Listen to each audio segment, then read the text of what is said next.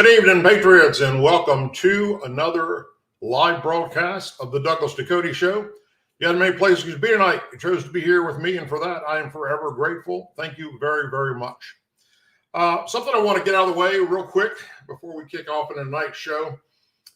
If you use Facebook, I have started a new Facebook group that you might find very interesting. It is called Tim Walz, aka Mr. Stolen Valor. I'll repeat that.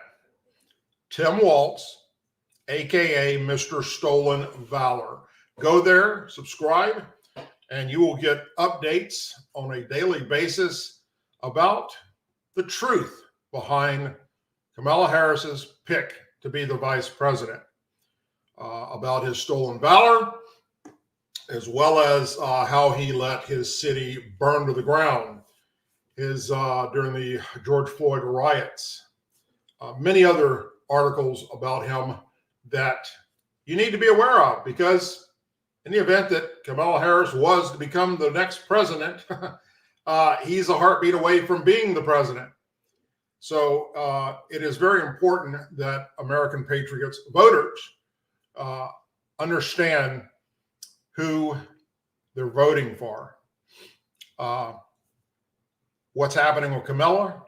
We've all had 3.5 years to watch that train wreck of a woman. And sadly, somehow the left and the Democrats are okay with it. They're just okay with it because they're just going to vote because, oh, it's a woman. I don't know, she's a black woman. Has nothing to do with her policies because they don't even know what they are.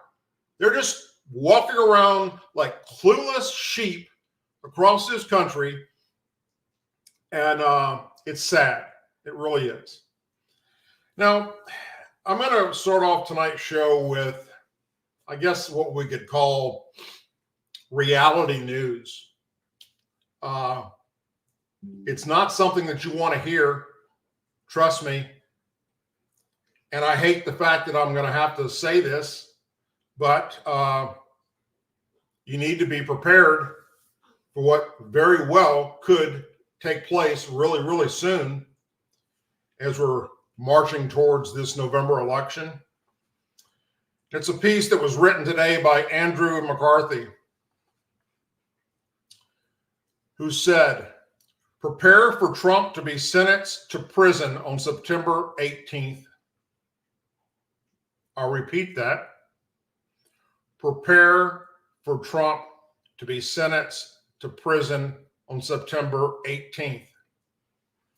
The objective here is to enable Vice President Kamala Harris and the media Democrat complex to label Trump's a convicted felon sentenced to prison as voting begins. To the surprise of no one, Judge Juan Marchin has yet again denied former President Trump's motion that the judge recuse himself.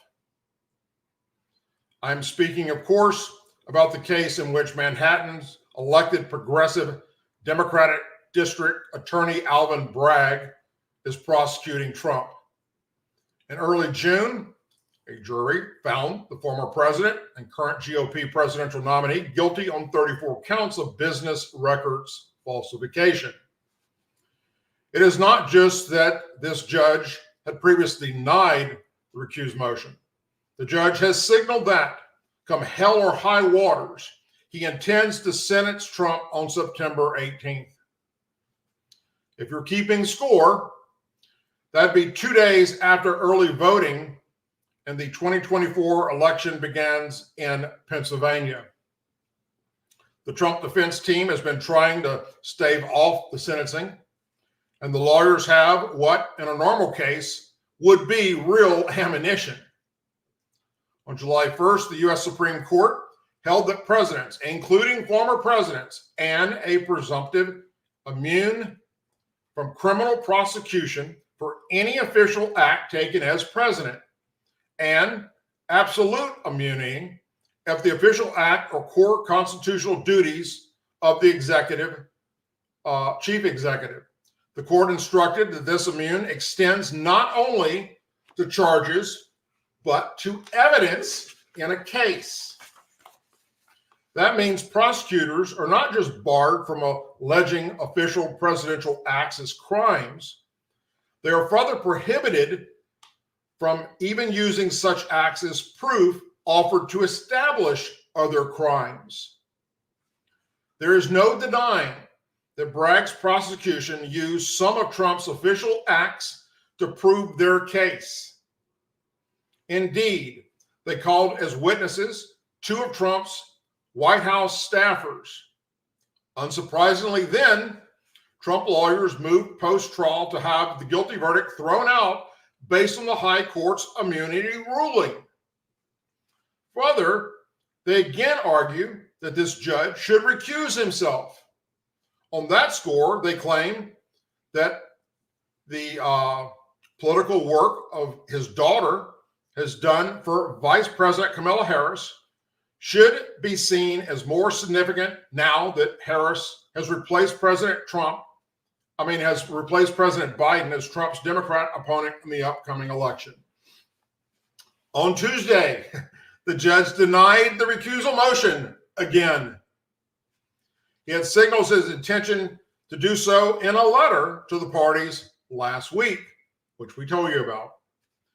He also said he plans to rule on Trump's immunity claim by September 16th. Most importantly, though, the judge admonished the parties to prepare for the court to move ahead with the imposition of sentence on September 18th. He instructed the lawyers to submit promptly any arguments they intend to make on that subject. But of course, it doesn't do any good for Trump's lawyers to submit any argument because he doesn't give a shit. He does not care. He hasn't cared from the very beginning. Of every case in the United States of America justice system to ever go in front of a freaking court where a judge should have recused himself, it's written all over this. It's a textbook case. Not only is this judge a Democrat who raised money and put money in the Democrat coffers, and Biden is definitely in Biden's, but his daughter worked for Kamala Harris. This is election interference 101, perfect example of it. If we may read the tea leaves, the judge has already decided that he will deny Trump's immunity motion. There is, moreover, a high likelihood that he will impose a prison sentence against Trump on the 18th. By the time he had issued his letter last week, the judge had weeks to mull over the Supreme Court's immunity decision, and Team Trump's brief argument that the guilty verdict should be tossed out because the Supreme Court made it very, very clear that you cannot use anything that the president or that person, former president, used against him while he was president. But this judge doesn't give a fuck about the Supreme Court. He's moving ahead anyhow and denied the motion to have it thrown out based on what the Supreme Court said. He told the parties to get ready for sentencing anyway. Obviously, if the judge had any intentions of vacating the verdicts or of recusing himself, he would have not stuck to the sentencing date. I suspect the judge will rationalize that Trump, A, was not charged based on official presidential acts, and B, would have been convicted even if Bragg's prosecutors had not introduced arguable immunization evidence. So he can say that all that he wants. And if he does sentence Trump to prison, it will be overturned on appeal. And he knows that. This judge knows damn good and well that this entire case needs to be thrown out.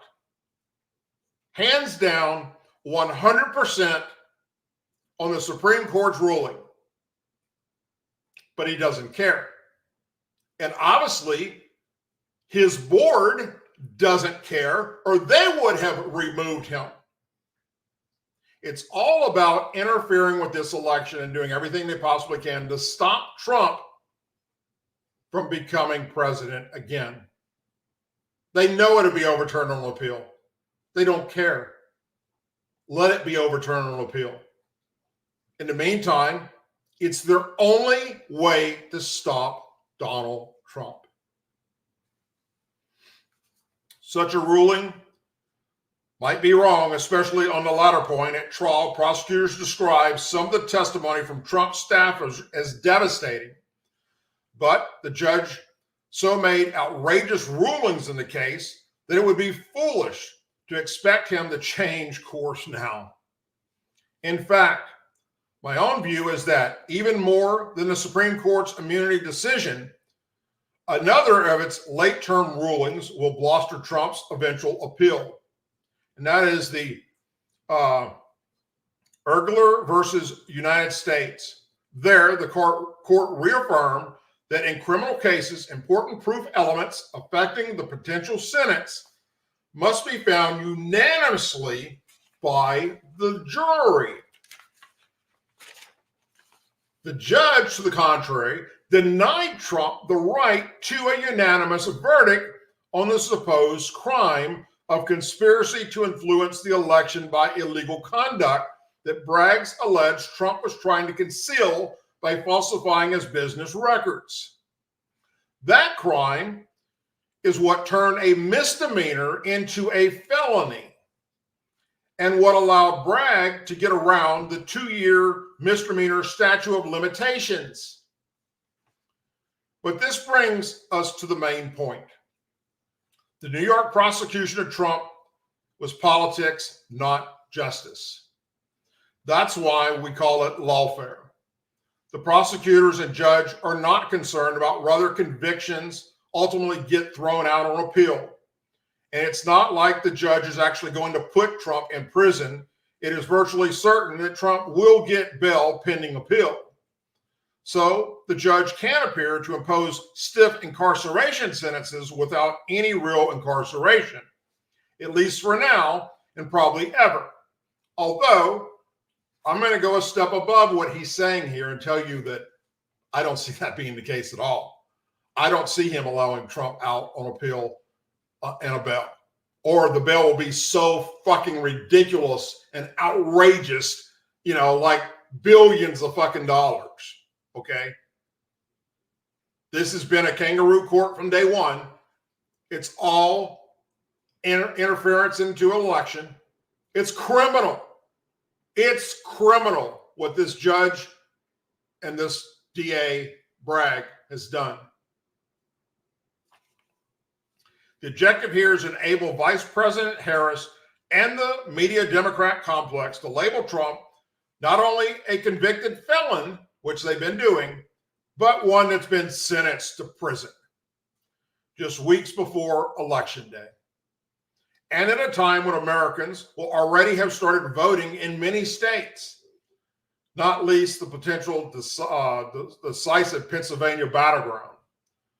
Prepare for the judge to deny Trump's immunity claim and strap in for the sentencing, which will take place in just over a month from now. It's fucking sad.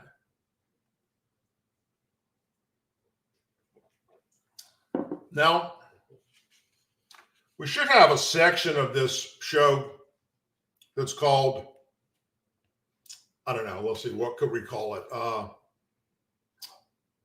WTF, did Douglas say? What the fuck did Douglas say? Because this next story is so far off the charts that it almost sounds like a Saturday Night Live skit, if you didn't know any better. But it's reality. This actually is going on right now. This happened. And I'm sure you haven't heard about it, or if you did, very little. A female Secret Service agent on duty to protect former President Donald Trump at a North Carolina rally that took place yesterday left her post so she could breastfeed, and did so without getting permission. Now, I know what you're thinking. Just bear with me. Real Clear Politics is reporting. Soon before Trump's arrival at Asheville, North Carolina, the Secret Service site agent conducted a final sweep of the walking route and found the agent breastfeeding her child in a room that is supposed to be set aside for important Secret Service official work, such as potential emergency relating to the president. The outlet's Susan Crabtree posted today on X. The woman agent out of the Atlanta field office and two family members bypassed the Uniform Division checkpoint and were escorted by unpinned event staff into the room so she could breastfeed. Sources told Real Clear Politics. Unpinned means they had not been cleared to be there by Secret Service.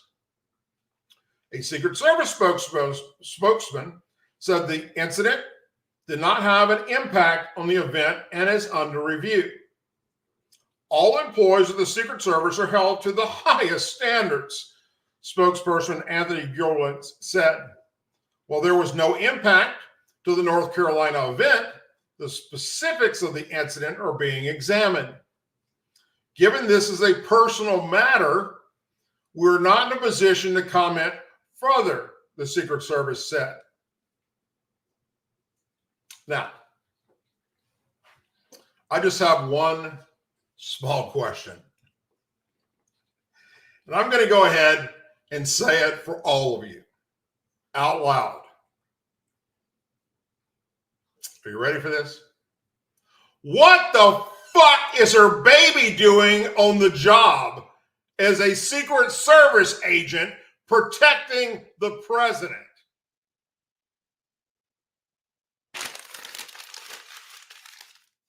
She took her baby to work as a Secret Service agent.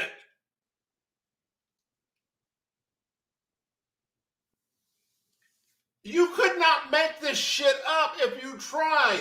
Like I said, it sounds like something out of a Saturday Night Live skit. This. All right, let's just leave it there. More to come. I'm sure she'd get promoted. That'll be next. Jeez.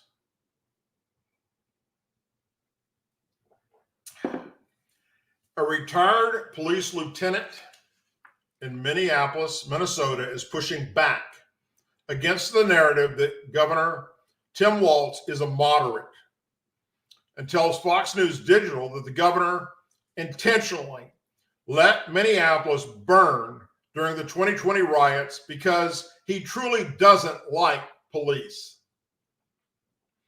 He is not a moderate. He has never been a moderate. And here in Minnesota, he has been anti-police. He has raised taxes. He is nowhere near being a moderate. Retired Minnesota State Patrol officer Lieutenant John Nagel told Fox News Digital. He's anti-police, defund the police. When you have police families and we have an officer killed in the line of duty, when that family looks at the governor and says, "We don't want you at the funeral," that should tell you a great deal of how law enforcement in general feels about Tim Walz. Last year, the widow of Polk County Sheriff Deputy Josh Owen, who was killed in the line of duty responding to a domestic violence call, told Walz he was not invited to her late husband's funeral because he does not support law enforcement, Alpha News reported. Nagel told Fox News Digital that a major reason law enforcement in Minnesota is unhappy with Walz was his slow response when asked to send in the National Guard as the city was burning during the 2020 George Floyd riots, which Walz has faced fierce criticism for since becoming the Democratic vice president nominee. Nagel, who is running for office as a Republican in Minnesota House District 46A, explained that he believes the slow response was due in part to a political calculation. We're hearing this over and over and over again. He let Minneapolis burn, Nagel said. I think he intentionally let the city burn. I think it was all part of a much greater scheme because he truly doesn't like the police. Minnesota Attorney General Keith Ellison has never liked the police. And oh, by the way, Keith Ellison also likes to beat his wife. They have been involved with police or people who are defunding the police. Walz, who publicly backed alternatives to policing as the Minnesota City Council was pushing to disband the police department in 2020, has been widely criticized for not doing more to support law enforcement during the riots. Tim Walz let Minneapolis burn for 3 straight nights without doing anything. And he called the riots, he stated their actions were, and this is a quote, righteous anger. Hundreds of millions of dollars in damage to family businesses and buildings in Minneapolis. Vast majority of law enforcement in Minnesota are disgruntled with Walz's lack of support. Nigel, who served in uniform for 30 years as a police officer, told Fox News Digital that Democrat policies are hurting Minnesota, causing people to leave in droves, and arguing that Walz has played a key part in the dismantling of public safety in Minnesota. Fox News Digital asked Nigel what he thinks voters who are not familiar with Walz need to know about him from a veteran law enforcement officer's perspective. And he said, I think they need to understand that he's not truthful. I think they need to understand that he's power hungry. They need to understand that he's not doing this for the good of the people, Nigel said. He's doing it for the good of himself, and he's going to be in lockstep with whatever the Democrats want. And I think it would be, just look at Minnesota. He's ruined Minnesota along with all the other Democrats there. Can you imagine what he's going to be like? What he'd be able to do with your federal tax dollars? Especially if he becomes the president. They're going to be able to actually handle a national crisis when he couldn't handle a crisis in Minneapolis.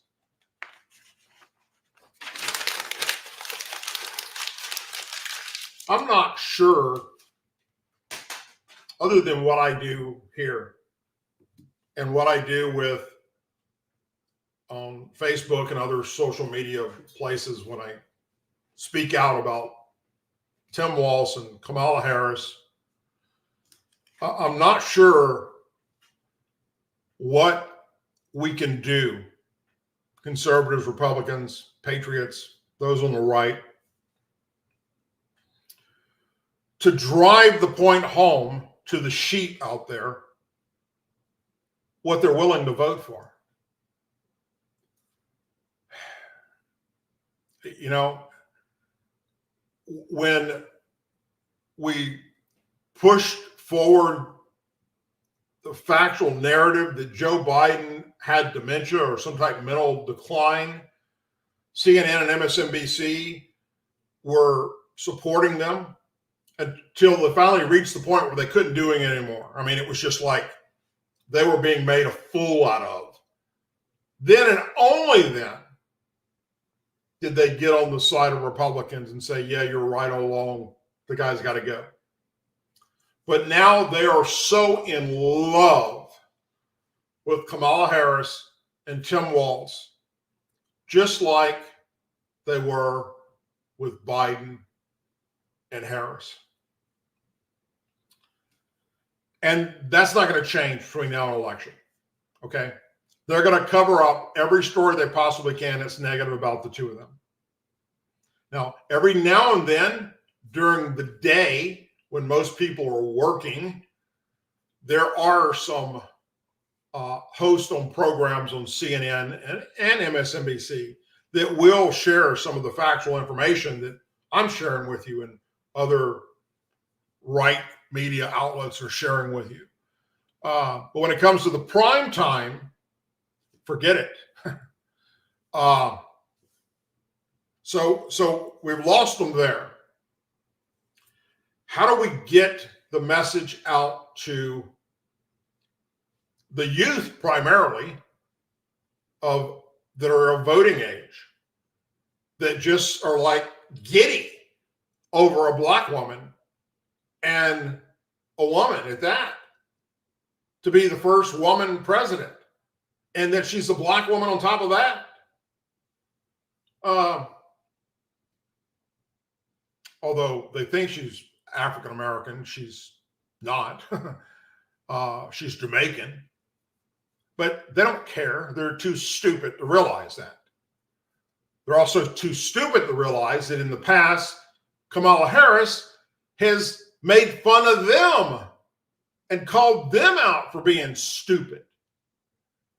So I'm not quite sure, other than asking you over and over and over again to share my videos and share my channel and share my post, that just keeps getting spread out there, and maybe one of these sheep will take the time to actually fact check it and go, whoa, shit,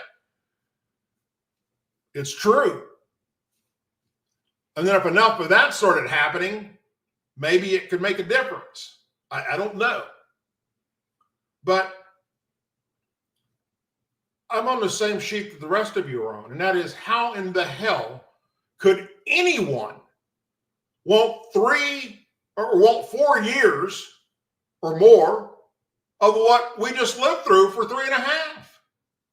How is that fucking possible?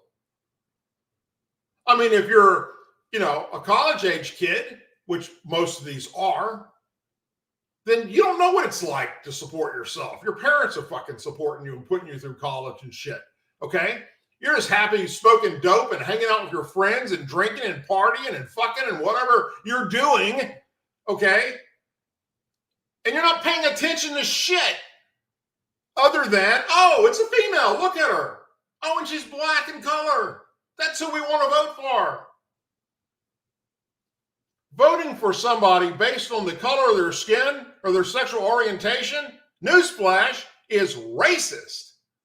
If you are not going to vote for somebody because they're black or because they're white, that's racist. If you are going to vote for them because they're black or because they're white only, again, that's racist.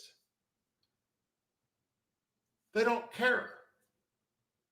Their brains honestly are not functioning at the same level as adults are. And of course, sadly, we've also got some adults on the left, and they're Democrats and they're liberals that are just, I don't know, drinking Jim Jones Kool-Aid. They haven't had enough of it to OD. I wish they would just be done with their ass. It's that sad at this point. I've been watching some of these people on I was putting together this Facebook page for Tim Walz, watching some of these groups that are supporting her and him. I pretended to be a Democrat and I pretended to answer their security questions to say that I was, anti-Trump and I am voting for Harris and Walz, and they let me in their groups. And then I get in there and it's like, holy shit.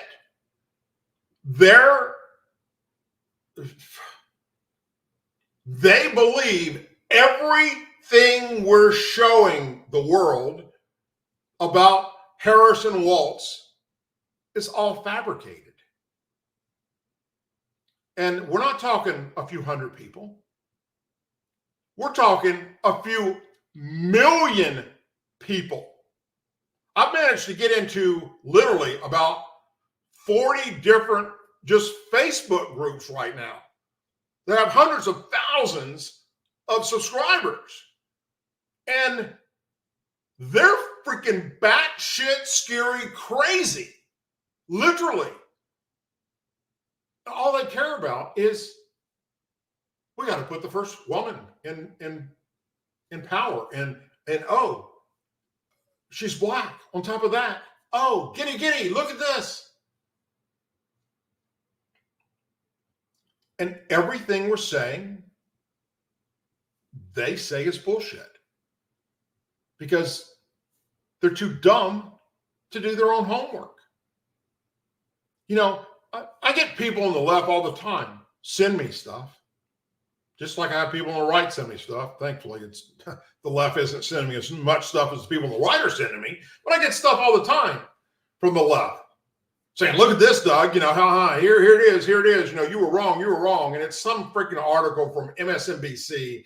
And, you know, the first 5 sentences, and you're like, this is freaking garbage. Are you kidding me? You know, and you throw it out. But they don't comprehend it. They just believe, since it's a news organization and they put it out, that it must be true. Newsflash, to do this show, I can't even begin to tell you the hours I put in scanning through all the news media to try and figure out what I'm going to share with you that's the truth and not total bullshit. It's difficult, folks. I gotta look at it all. What MSNBC is saying, what CNN's saying, ABC, CBS, NBC, Fox News, the Washington Post, Washington Times, LA Times. Hey, look, if I could get $1 for every article I read during my days when I'm not doing this show to try and figure out who's lying and who's telling the truth, I'd be a very wealthy man. It's literally difficult to accomplish. Where when I grew up, I'm 62 years old. When I grew up, all the news was the exact same, pretty much.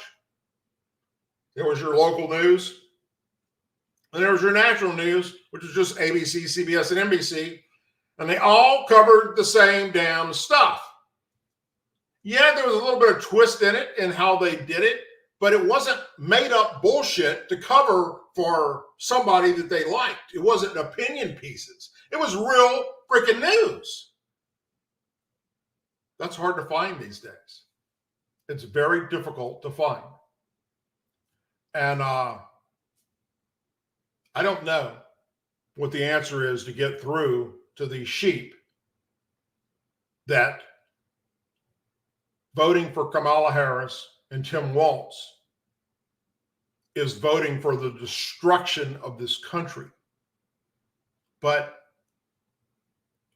on the other side of that coin, most of these young college kids are okay with that because they've been preached to by these liberal teachers in college and in high schools that the American flag is racist, that white people are racist, that only Black lives matter, that our founding fathers were all racist, as the Constitution is racist, and that every cop wakes up every day thinking, how many young, innocent Black youth that's unarmed can I go out and shoot today? They believed all that shit. So, yeah, it's going to be a difficult thing to do over the next few weeks. And then on top of that, if they put Trump in prison, then what do we have? What are we stuck with? I don't know what the process will be. on September 18th, if this judge sends him to prison, do not pass go, do not get bail, or puts the bail at some billions of dollars, and Trump goes and sits in a jail cell, what is the Republican Party going to do? Got J.D. Vance right there. Do you make him the presidential nominee and then he picks the vice president? I don't know. It's a good question. I'm going to look into that. Maybe I'll have the answer by next week because it's looking pretty fucked up right now. All right, let's move on.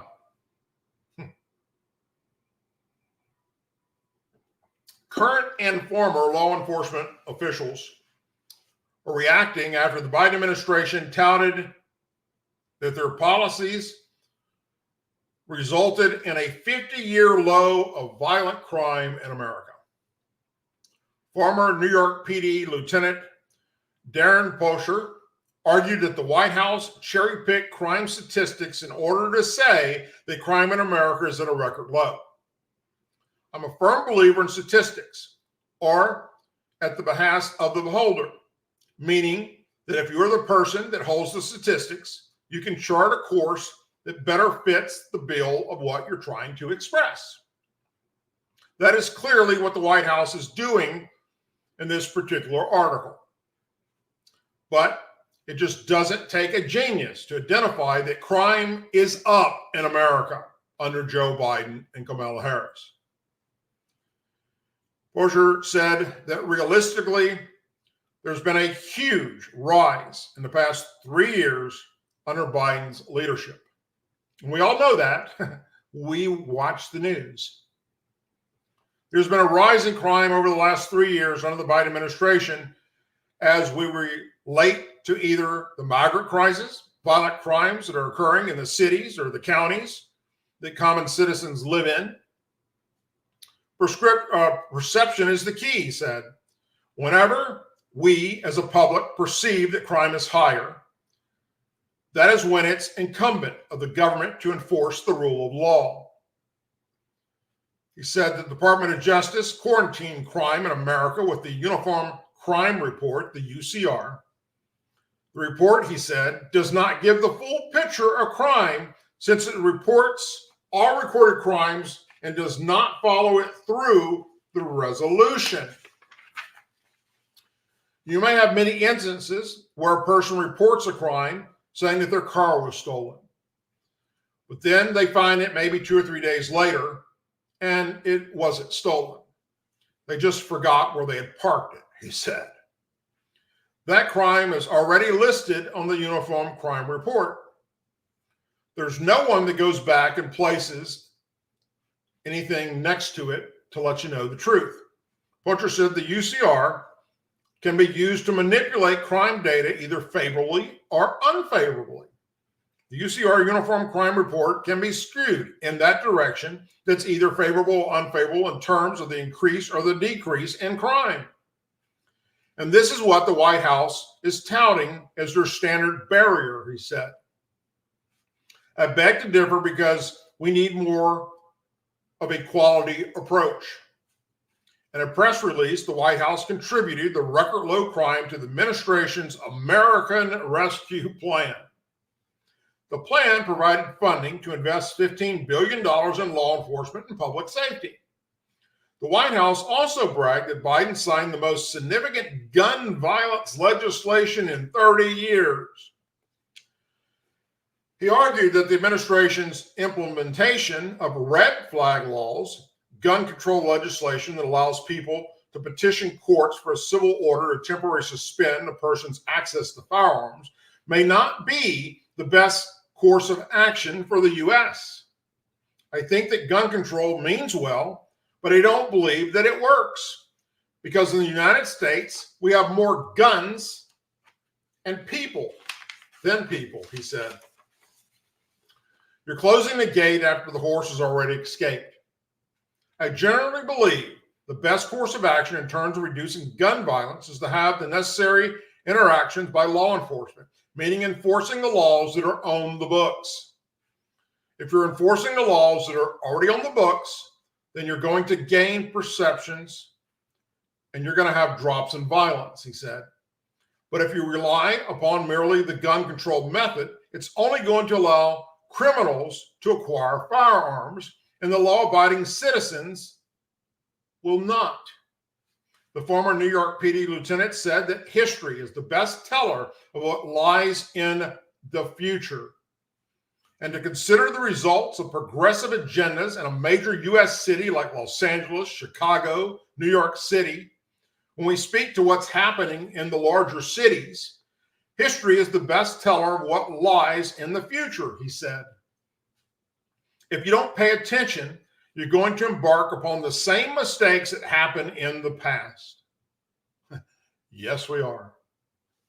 So, when you look at a lot of the larger cities, such as Los Angeles, Chicago, San Francisco, New York, we clearly see there is a consistent narrative that is a progressive agenda that does not move towards punishing criminals. But it seems that law-abiding citizens are the recipients of a miscarriage of justice. Criminals are being provided with more rights, and fewer rights are being forwarded to the use of common citizens. And he's 100% correct. There is absolutely no gun laws that you can come up with that's going to make anything safer for we the people. It's only going to endanger us. And newsflash, if you don't already know this, Kamala Harris and Tim Walz on day one are going to restrict what they call assault weapons. If it's scary looking and it's black or brown and black, or it's got AK in front of it or AR in front of it, it's gone.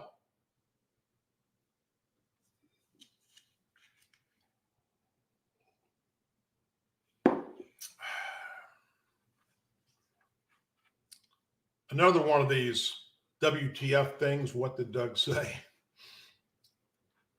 Senator Sharon Brown, Democrat, Ohio, quietly erased the words women and woman from a bill relating to insurance enrollment periods for pregnant women. In 2015, the Ohio Democrat introduced the first interaction of the Healthy Maternity and Obstetric Medicine Act. It featured the word women 22 times and maternity 19 times and woman twice. By last year, she had scrubbed it of its reference to women before the bill's reintroduction. The 2023 version does not make any mention of women or woman. It also reduces references to maternity to only 4. The measure itself seeks to establish a special health insurance enrollment period for pregnant women by amending the Public Health Service Act to require it by law, introducing several times, including in 2015, 2019, 2021, and 2023. The bill once featured a section titled Findings and Purpose. Within that section, women were referenced 19 times in 2015 and 20 times in 2019. According to the section, pregnancy is a significant life event for millions of women in the United States each year. Brown even referred to sex-based discrimination, claiming that federal law has determined that treating pregnancy differently than other conditions qualifies as such. The lovely section was the inexplicable removal from both the 2021 and 2023 versions of this measure. The latter interactions of the bill solely rely on the description pregnant person and pregnant individual rather than woman. Republican Senate candidate Bernie Moreno, who is endorsed by former President Trump, is running to unseat Brown this November. In a statement to Fox News Digital, Marino spokesperson Reagan McCarthy said, by erasing women from a bill centered around women's health care during pregnancy, Sharon Brown is saying the quiet part out loud. He doesn't believe that only women can get pregnant and wants to erase biological women's unique abilities. Brown isn't just a far-left extremist. He's also a bona fide weirdo. Brown is running for re-election in Ohio, a red state which has voted for Trump in the past 2 presidential elections. His race is rated a toss-up by nonpartisan political handicapper, the Cook Political Report, alongside Senate matchups in Montana and Michigan. The vulnerable Ohio senator removal of women from the measure comes as a national debate on gender identity continues, with specific areas of contention in language, women's sports, and school-appropriate content. The decision to omit mention of women follows a trend among Democrats to include transgender individuals who may be biologically a man or a woman, but say they identify as something else. While only biological women can produce a human and become pregnant, a woman might say she's a transgender and identify as a man. Republicans have sought to point out their Democrat counterparts ambitiously and inherently gender subjects. GOP politicians and pundits have often questioned Democrats on the definition of a woman, frequently showcasing their opponents' unwillingness to put the term in precise words.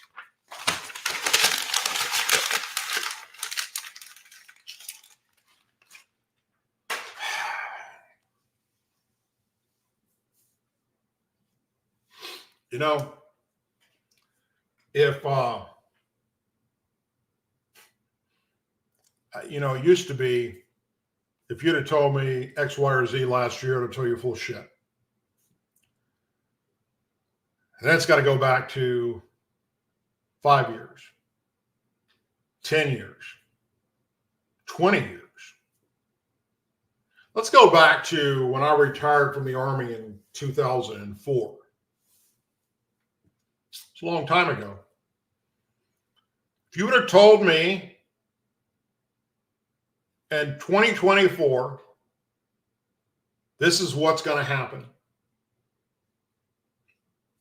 Men, according to the left, can produce humans out of their fucking asshole.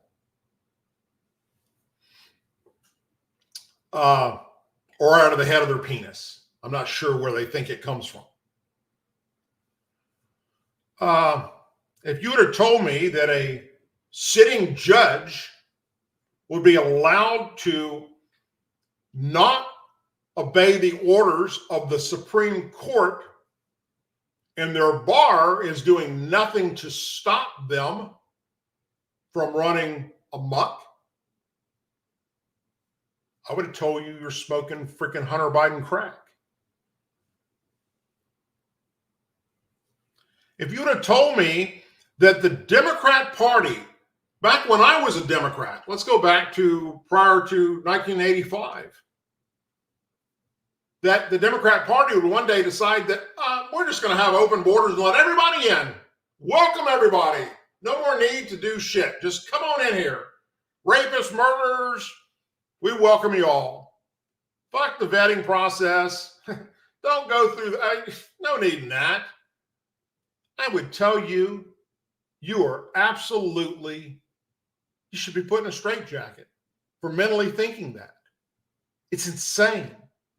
There's no way in hell Democrats would be okay with what we currently see happening on the border, or the attack on law enforcement, or the attack on our veterans. You ever told me a few years ago that one day we're going to have a Somalian and a Palestinian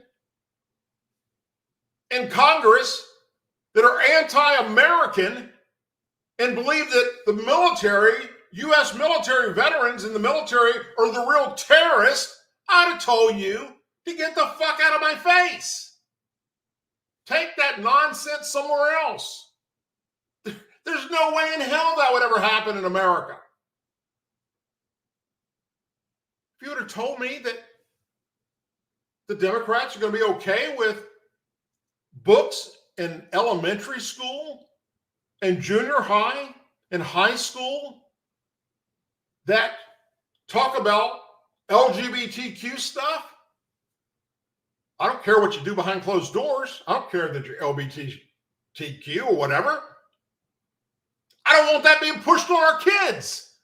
Neither do I want straight sex being pushed on our kids. No sex needs to be pushed on our kids at that age.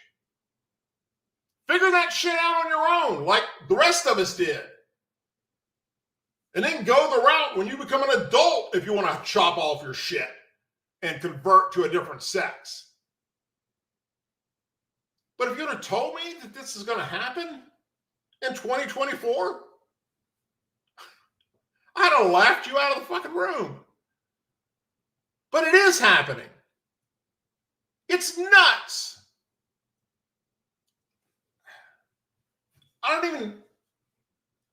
There should be a name for this.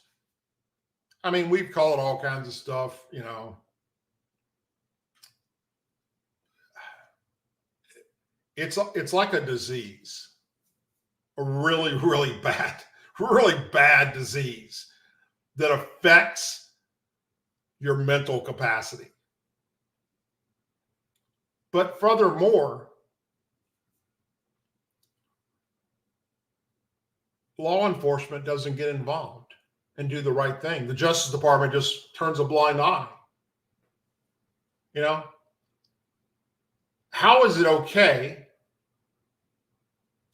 to have Pride Day in San Francisco on a Saturday with people with their shit hanging out, exposing their genitals to kids and people on the side of that are there for the parade, and BDSM stuff taking place right there in front of children, and the cops don't do anything? Nothing. They're allowed to do whatever the fuck they want right in front of kids in San Francisco, if you didn't know that already. New York City too.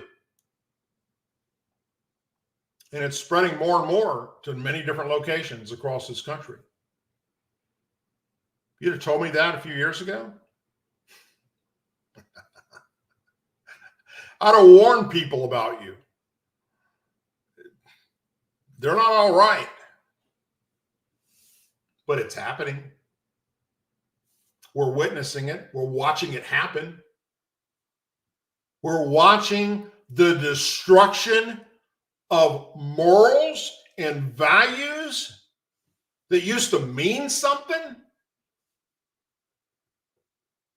just be washed down the drain like scum. So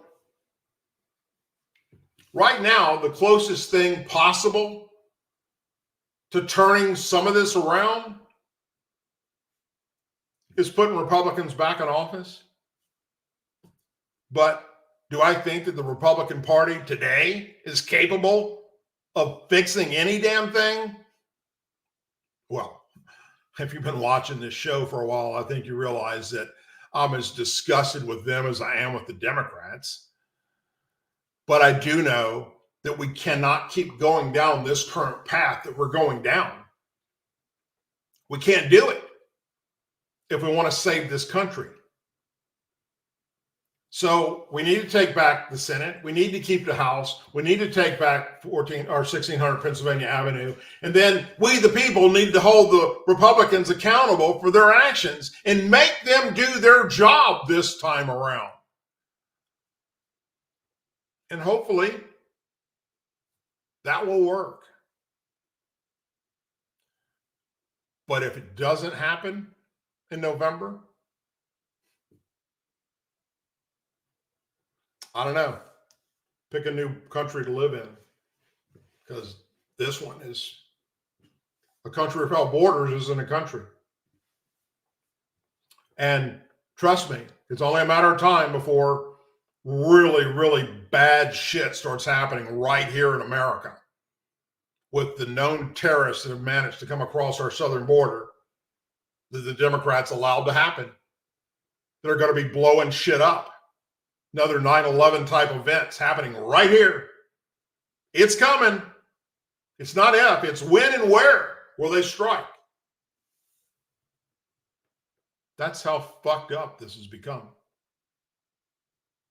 You have any places to be tonight? You chose to be here with me, and for that, I'm forever grateful. Thank you very much. Whatever you're doing this weekend, please be safe doing it. In the description of this show, all my shows, all my videos, you can see the other places you can follow me on social media. Follow me, I'll follow you back. That's how we do this. Spread the information, share my videos, share this channel. Make sure that if whoever you're sharing it with has kids, that you let them know that, you don't want your kid to be watching a Douglas Ducote show if, he says some bad words every now and he isn't politically correct. And hell, wear that with pride. I'll never be politically correct. Never will I ever be politically correct, because I believe that that is part of the destruction of this nation. I plan on going back out on the boat this weekend and trying to get my head in another location than where it's at right now with all this negative shit that's taking place. And I'll put some more videos out while we're out there on the river and out on the lake, because you guys seem to like that the last time we did it last weekend. So we do it again. And I just wish you could all be with me. If I could have one major wish come true, besides obviously the savior of our country, it would be that I had the opportunity to physically meet each and every one of you and hang out and do some cool shit. Because you're what makes this show. Without you, there is no show. So I appreciate it. Thank you very much. Something breaks between now and then. Now, next Tuesday, I'll do a video about it or a live show about it. Other than that, have a blessed night. Be safe. As always, please say a prayer for our men and women serving the United States military, our veterans, our law enforcement officers, our first responders, their families, our angel families, our blue and gold star families, and our country. May God bless the United States of America. May God bless each and every one of you. Thank you, everybody, for tuning in tonight. I sure do appreciate it. And I'll see you next Tuesday.